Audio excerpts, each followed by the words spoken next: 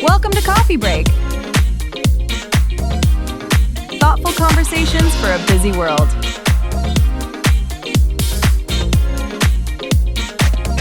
Let's begin. You know that feeling, right? When Yeah. you're just staring at your phone and a text bubble pops up. Oh, yeah. The dread. Exactly. The absolute dread. Or maybe you're looking at your calendar for the week and you see this event looming there. Mm-hmm. It's literally just a few words on a screen, but your immediate physical reaction it's visceral. You get the sudden pit in your stomach. Right. Your chest tightens up. Every single fiber of your being on a purely biological level is just screaming, no, absolutely not. I do not want to do this. Yeah, and there's actually a physiological reason for that. I mean, your vagus nerve is essentially firing off a warning signal to your entire body in that exact moment. Wait, really? A warning signal? Oh, absolutely. Your sympathetic nervous system initiates this, well, it's like a low-grade fight-or-flight response. Oh, wow. Over a calendar invite. Literally over a calendar invite, because it's flooding your system with cortisol. It perceives that incoming request, whether it's, an extra project at work or a weekend social obligation, it sees it as a threat. A threat to what exactly? To your resources, your time, your energy, your autonomy. That makes so much sense. And this is the crazy part. Instead of listening to that biological alarm system, we perform this incredibly common modern ritual. But completely ignore it. We totally ignore it. We watch the little typing indicator bounce. We take the shallow breath. We suppress that entire cortisol spike, and our thumbs just start moving. Right. We type out, sure, I can do that, or sounds great, see you there. Complete with an exclamation point. Always the exclamation point.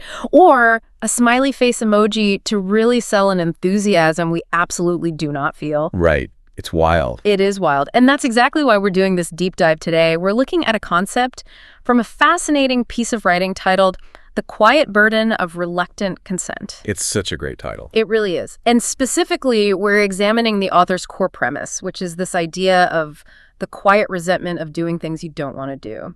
And our mission today is to completely dismantle this idea that agreeing to things you hate is a virtue. Because it's really not. I mean, the language in that title is incredibly deliberate. Yeah. Yeah, the quiet burden, it strips away that societal veneer we usually paint over this behavior. Because normally, what do we call it? We call it being a team player or being polite. Exactly. People pleasing. But reframing it as a burden forces us to look at the psychological weight of what we're actually doing. Right. When we override our own boundaries, we are taking on a load that was literally never meant for us. And we do it, I think, because that evolutionary drive to belong to the group is just so overpowering. Like, if you look at this through an anthropological lens, saying no to the tribe thousands of years ago meant you might get cast out, which meant, literal death. You'd be eaten by a tiger. Right. So we have this deeply ingrained survival mechanism telling us that compliance equals safety.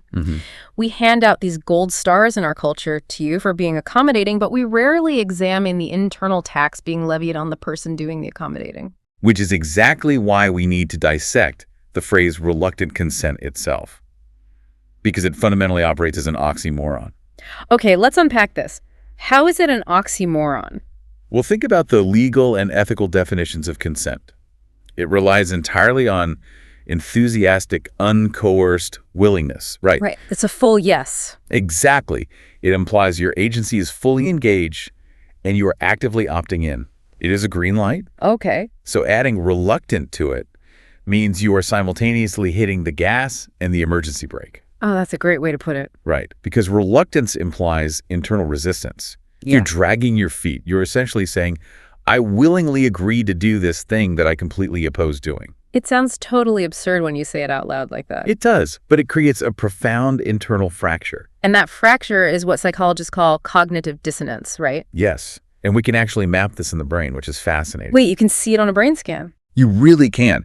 When your outward actions, so the smiling, the nodding, typing yes, when that completely contradicts your internal reality, the dread, the exhaustion, the desire to just flee, a region in your brain called the anterior cingulate cortex, or the ACC, lights up. The ACC. Right. Right.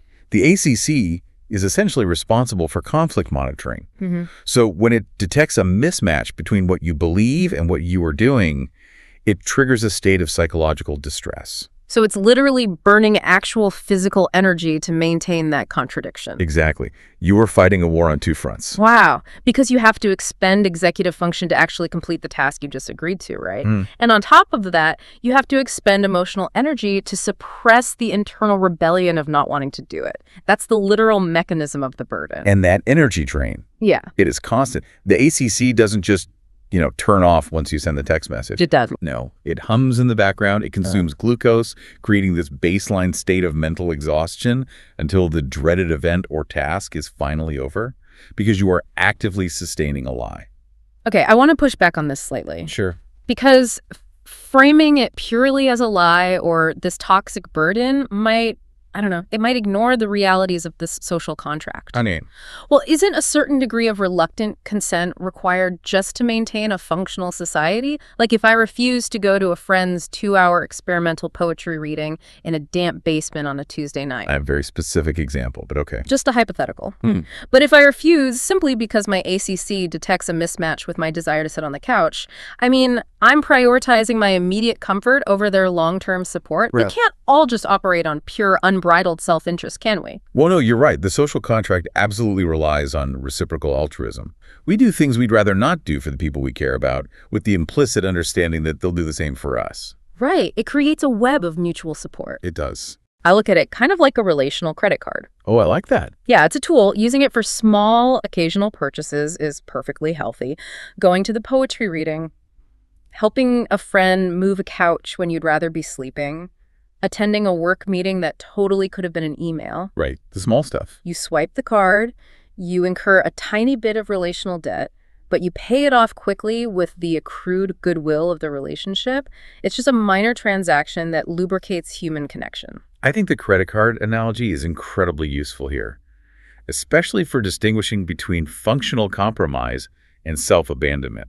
Okay, self-abandonment. Say more about that. Well, the functional compromise is swiping the card for, like, a $5 coffee. The danger zone, the behavior this source material is really targeting, is when you use that relational credit card to fund an emotional lifestyle you cannot actually afford. Oh, wow. You're swiping it not out of minor politeness, but out of a deep-seated fear of conflict or a chronic inability to tolerate someone else's displeasure. So the line gets crossed when the request violates a core boundary or depletes your essential well-being or compromises your values, but you swipe the card anyway. Exactly. And if you keep financing your relationships with money you don't have, the interest compounds, and eventually you face a catastrophic default. And in interpersonal dynamics, that bankruptcy looks like the total collapse of connection. Right. The reason we so frequently end up in this catastrophic debt is that we justify the overspending by hiding behind a very pervasive societal myth.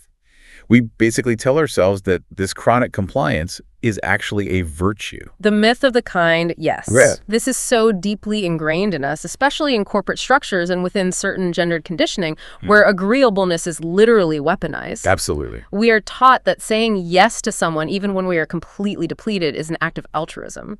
We convince ourselves we're doing them a favor by sparing their feelings or, saving them the inconvenience of finding someone else. But we have to dismantle that definition of kindness. Because if we look at the mechanics of the interaction, a kind yes is often the exact opposite of kindness. How so? Well, when you say yes to someone, while your internal reality is just screaming no, you are fundamentally depriving that person of reality.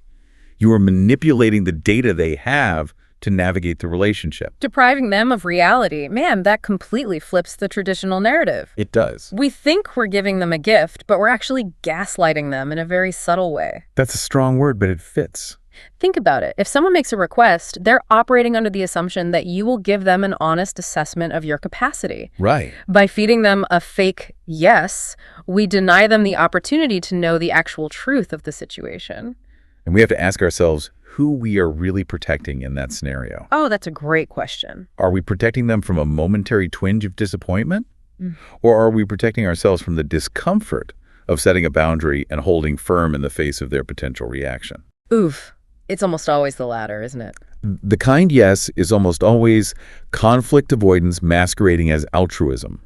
We prioritize our own immediate emotional safety, basically avoiding an awkward conversation over honest communication. It's entirely self-serving, but draped in the costume of a martyr.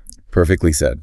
And if we extrapolate this over the lifespan of a relationship, the implications are actually quite isolating for you. Like, if my relationship with my boss, my partner, or my friends is built on a foundation of kind yeses, then those people do not actually know me. No, they don't. They know a hologram. A hologram. Yeah, they are interacting with a highly curated, endlessly compliant avatar of you. They know a version of you that has boundless energy, never complains, and is always available. But they don't know your limits. They don't know your actual preferences. And the tragic irony here is that by trying to secure the relationship through constant agreement, you ensure that true intimacy is impossible, because intimacy requires two authentic people. Let's ground this in a very specific modern reality for the listener, because I think everyone has experienced this. Let's hear it. Imagine the classic corporate trap. It's 4:03 p.m. on a Friday. Oh, the worst time. The absolute worst. You are running on fumes, you have weekend plans you've been looking forward to for a month, and a colleague, someone you genuinely like, and want to maintain a good working relationship with, they approach your desk looking panicked. I can feel my heart rate going up already. Right. They say they're drowning and ask if you can take on an extra data analysis report that needs to be presented on Monday morning. And your entire nervous system rejects the premise. The biological no is deafening. You know that accepting this means working through your Saturday, canceling your plans, and starting the new week already in a massive deficit. But you look at their stressed face, the conflict avoidance reflex kicks in, and you deliver the kind yes. You force a smile and say, absolutely, send it over, happy to help. And in that moment, your colleague experiences immediate relief. They thank you profusely, they probably call you a lifesaver, and they walk away into their weekend feeling great about the interaction and great about you as a supportive coworker. Meanwhile, the reality at your desk is entirely different. Completely different. You are glaring at your monitor, your jaws clenched, and you are internally fuming that they even had the audacity to ask you at the end of the day on a Friday. Mm-hmm. You spend your entire Saturday running pivot tables, and with every single click of the mouse, you are building a case against them in your head about how unfair and presumptuous they are. And the colleague is completely oblivious to this courtroom drama happening in your mind. Totally oblivious. They believe the relationship is strengthened. But you have just introduced a massive wedge between the two of you. And the most insidious part is that you drove the wedge yourself by not being honest, yet you assign 100% of the blame to them. We do that all the time. We project our own failure to set a boundary onto the other person as a character flaw of theirs. They should have known I was too busy. They shouldn't have asked. We expect them to telepathically deduce the boundary we were too afraid to vocalize. Which brings us to the core byproduct of the kind yes, which is the exact phrasing from the source material. The quiet resentment. It's the quiet resentment. That dissonance between the outward smile and the inward fury. It doesn't just evaporate. It is organic emotional material. If it is not processed through honest communication, it ferments. It ferments. That's a gross but accurate word for it. The architecture of that phrase is just so specific. The quiet resentment. Let's break it down. Well, the resentment part is obvious, the anger, the feeling of being taken advantage of, the exhaustion. But the focus really has to be on the word quiet. Why is that? Because the quietness is the defining characteristic, and it's entirely necessary to maintain the initial illusion. Exactly. It has to be quiet because expressing the resentment out loud would instantly reveal the lie of the kind, yes. Right. If you walked into the office on Monday morning, handed your colleague the report, and said, here is the data, and by the way, I am furious that you asked me to do this, you ruined my entire weekend. The illusion shatters completely. The colleague would be completely blindsided. Their immediate defense would be, wait, I asked if you had capacity, and you said you were happy to help. If you didn't want to do it, why didn't you just say no? And they would be entirely justified in that response. 100%. Because expressing the resentment exposes the fact that your initial consent was fraudulent. It forces you to take accountability for your own dishonesty. So to protect the original lie and avoid that accountability, you have to swallow the resentment. You have to keep it quiet. So the quietness is literally a cover-up. It is a secondary layer of conflict avoidance. And that isolation is what makes the burden so incredibly heavy.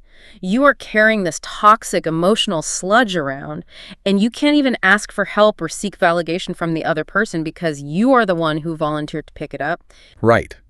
You are mad at someone who doesn't even know they are in a fight with you.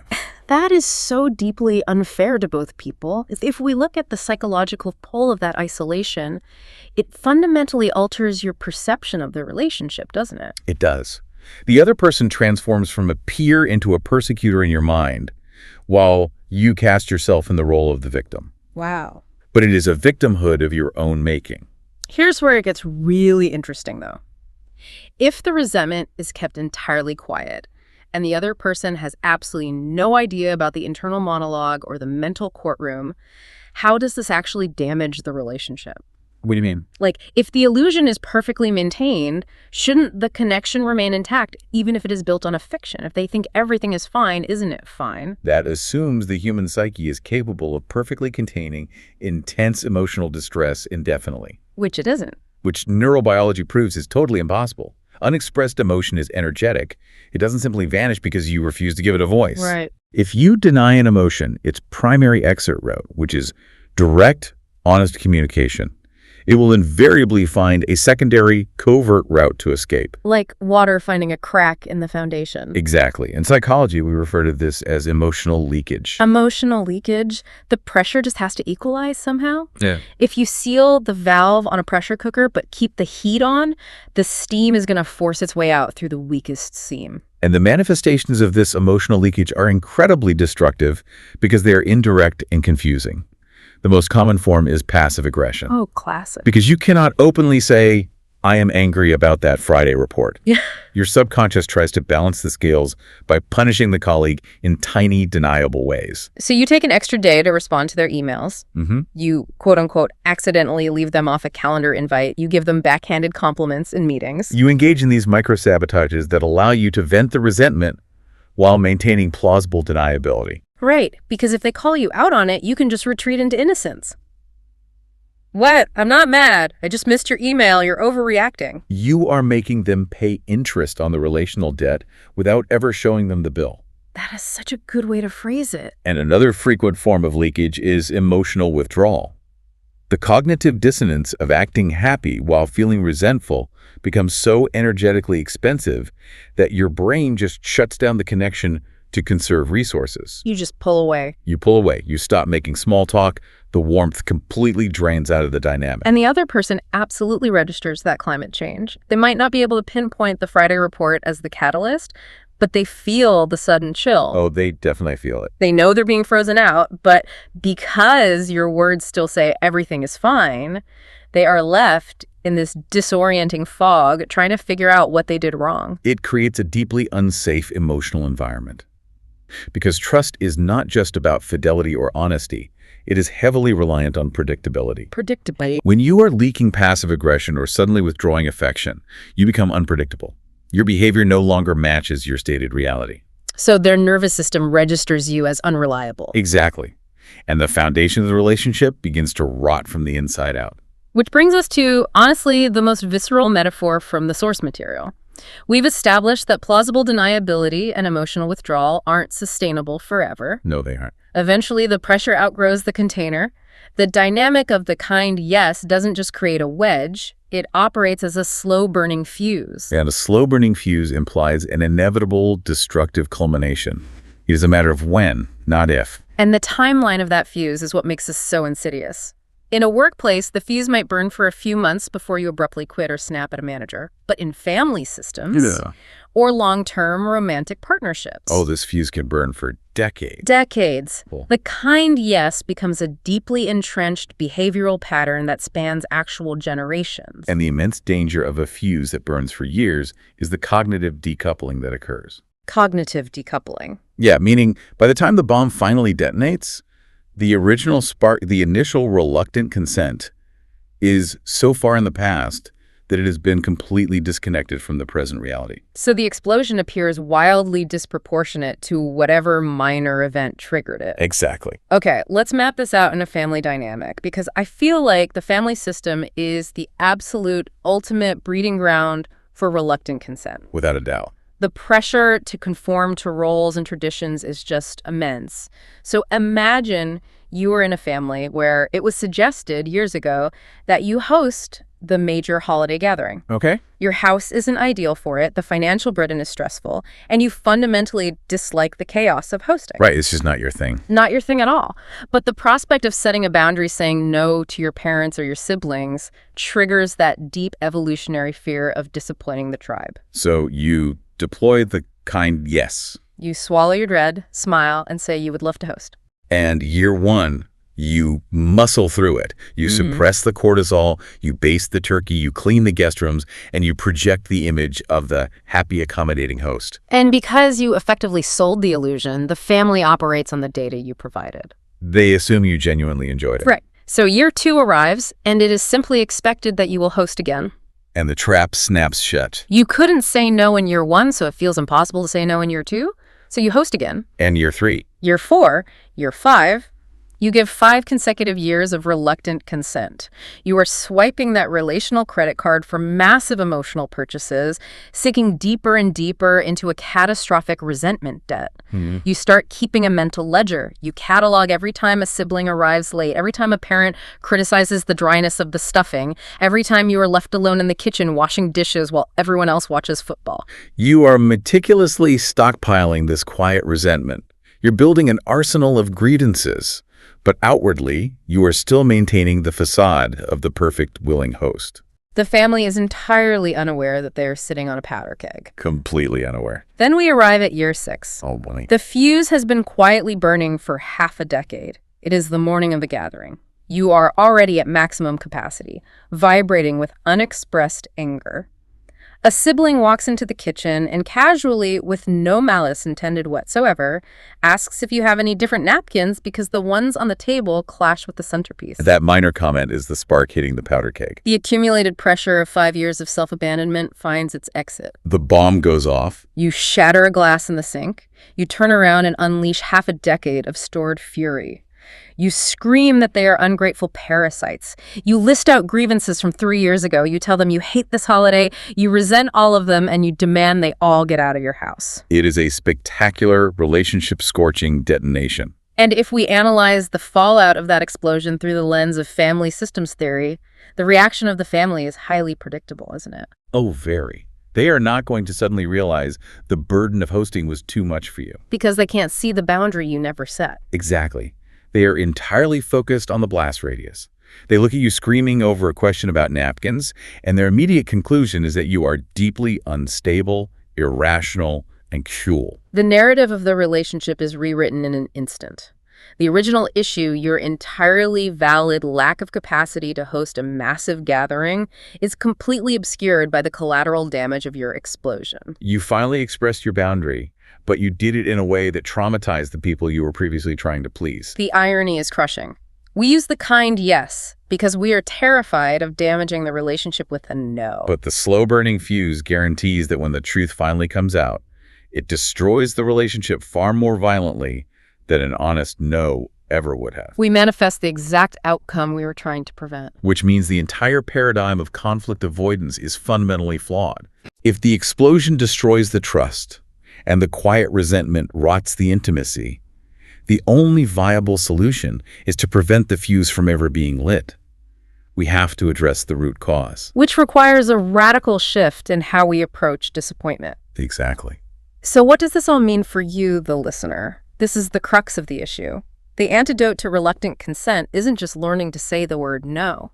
The actual skill, the emotional heavy lifting, is learning how to tolerate other people's negative reactions. Yes. We have to build the internal capacity to let people be disappointed by us without rushing in to fix it. And to do that, we have to decatastrophize the emotion of disappointment. Yeah. We live in a culture that treats any negative emotion as a crisis that must be immediately resolved.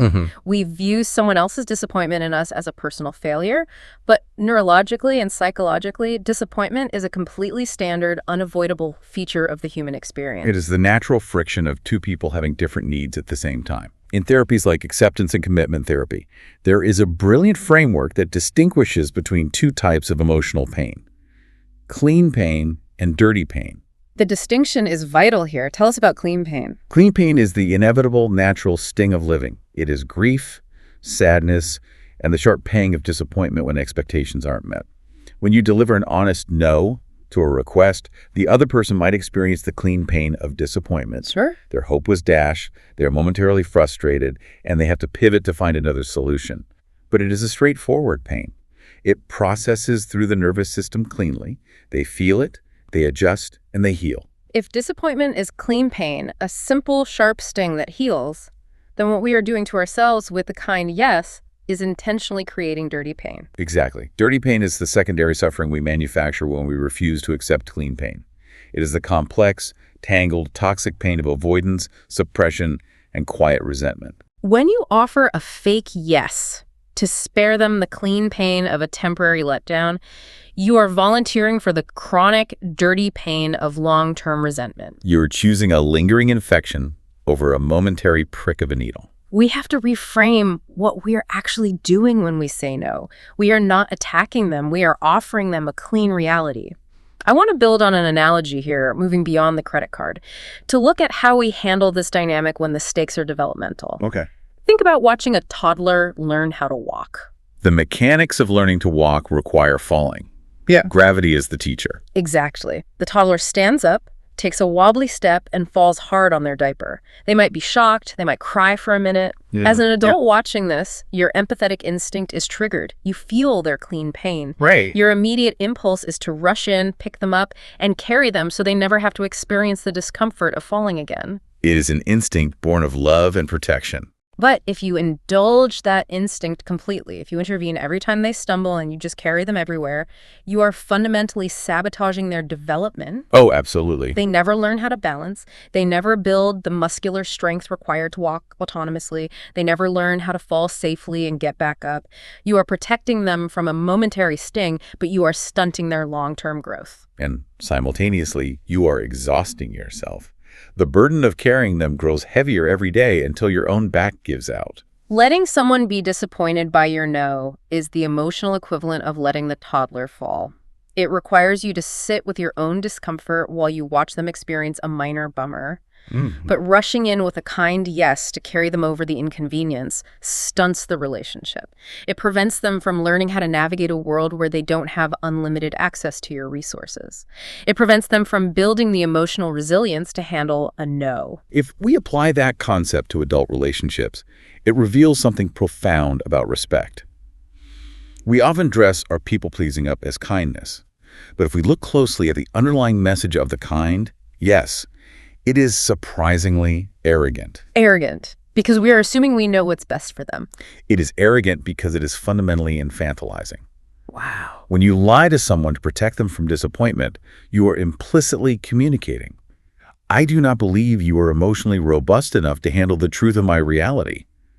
I view your emotional state as so fragile that I must manage it for you by constructing a fiction. That is wow. You are treating a capable adult like an infant who cannot survive a scraped knee. That is a staggering realization. The behavior we have been calling people-pleasing is actually a form of emotional overfunctioning. We are hoarding the responsibility for both halves of the relationship. Precisely. Murray Bowen's family system theory talks about this concept of differentiation of self. Right. When you are poorly differentiated, you cannot separate your emotional state from the emotional state of those around you.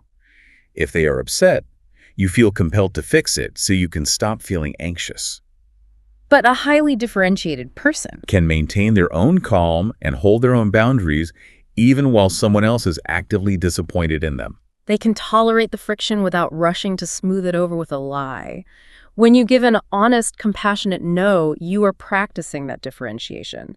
You are stepping out of the role of their emotional manager and handing them back the dignity of their own emotional autonomy. Exactly. You are saying, I respect you enough to offer you my truth, and I trust you enough to handle your own response to it. It is the ultimate act of respect. It allows the relationship to breathe. When both people understand that no is an acceptable answer, the yeses actually mean something. Yes. The relationship is no longer a fragile scaffolding of mutually agreed upon fictions. It becomes a resilient structure built on actual reality. It moves the dynamic from a performance into genuine connection. We have covered an immense amount of psychological ground today, unpacking the invisible mechanics of behaviors we perform every single day. Let's trace the through line of this deep dive so we can really integrate these concepts. We began by dissecting the phrase from the source material, reluctant consent, and recognizing it not as a social grace, but as an oxymoron that triggers profound cognitive dissonance. Right.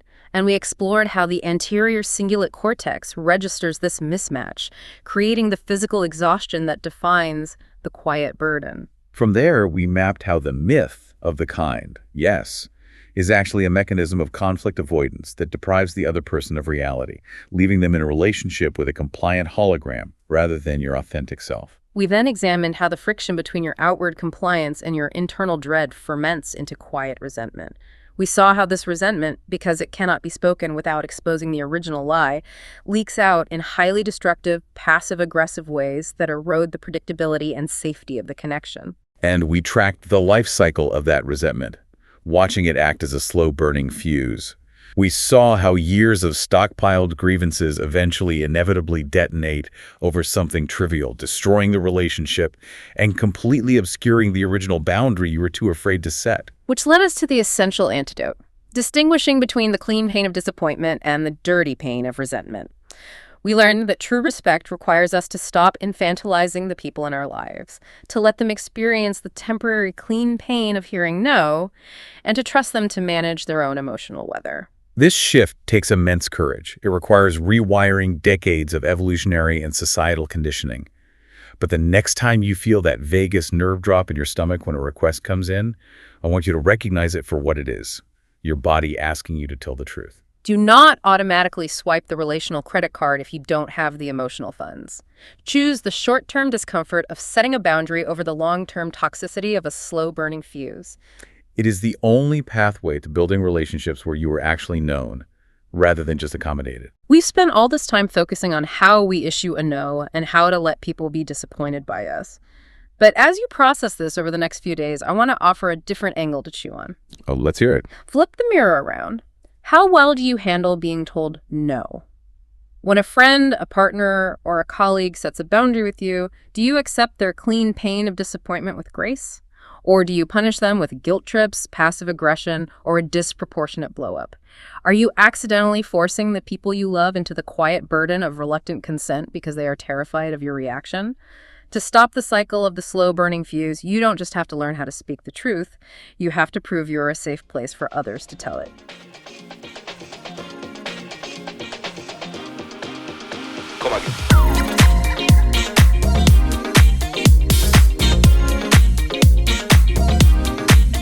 Thanks for spending this time with us on Coffee Break.